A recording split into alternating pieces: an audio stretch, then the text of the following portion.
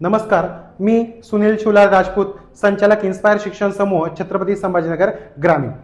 काही दिवसांपूर्वी दिव्य मराठी वर्तमानपत्राने एक स्पर्धा आयोजित केली होती। त्या स्पर्धेचे नाव म्हणजेच ज्युनियर एडिटर स्पर्धा। त्या स्पर्धेमध्ये आपल्या छत्रपती संभाजीनगर जिल्ह्यामधील अनेक शहरी भागातील विद्यार्थ्यांनी भाग घेतले। पण विशेष गोष्ट म्हणजे अशी की यामध्ये शहरी भागातील विद्यार्थ्यांपेक्षा जास्त जो सहभाग होता तो ग्रामीण भागातील विद्यार्थ्यांचा होता। म्हणजेच खरोखर आपल्याला दिव्य मराठी वर्तमानपत्राचे आभार मानावे लागेल का तुम्ही आमच्यासाठी अशा अनेक प्रकारच्या विविध स्पर्धा आयोजित करतात आणि त्यामध्ये जे विद्यार्थी आहे ही खूप मोठ्या उत्साहाने सहभागी होतात।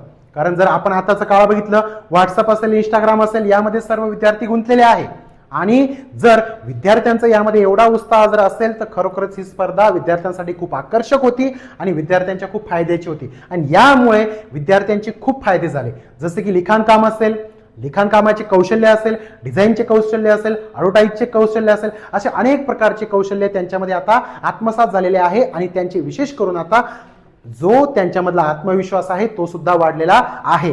तर दिव्य मराठी वर्तमानपत्राने असेच याच्यानंतर सुद्धा विविध प्रकारच्या स्पर्धा आयोजित केल्या पाहिजे, जेणेकरून शहरी भागातील विद्यार्थ्यांना जे सपोर्ट मिळत असतो तसाच सपोर्ट आमच्या ग्रामीण भागातील विद्यार्थ्यांना सुद्धा मिळेल। ग्रामीण भागातील विद्यार्थी सुद्धा कुठे ना कुठे चमकेल हे आम्हाला दिव्य मराठी वर्तमानपत्राने दाखवून दिलेले आहे।